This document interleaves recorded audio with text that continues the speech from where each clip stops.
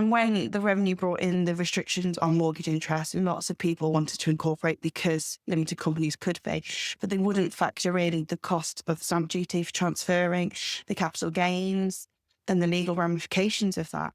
That they just went ahead and did it and got stung quite harshly for that. It's people not factoring in that it isn't just as simple as transferring between names. And again, a big one is people, I've said it with the bank account before, when you're a limited company, the money in the bank account is not just yours. And even as a sole trader, we know it's not, because they still have tax liabilities and that sort of thing. So it's their tax liability. It is. Whereas as a limited company, we talk about directors' loan accounts where actually people are just dipping in and they're paying for their Maldives and they're paying for their new car and they're paying for school fees and all this. And it comes to year end and they question us as to why they've got a massive tax bill, especially if they're overdrawn on the DLA because there's not enough dividends to clear it. And suddenly it becomes our fault. Whereas actually, if they'd spoken to us, we could have explained it all and discussed it with them. Again, it's monitoring their financial reporting. So they would have noticed that if they could read their balance sheet, that the director's loan account was overdrawn. Yeah. And again, goes back to always understanding your numbers. We do monitor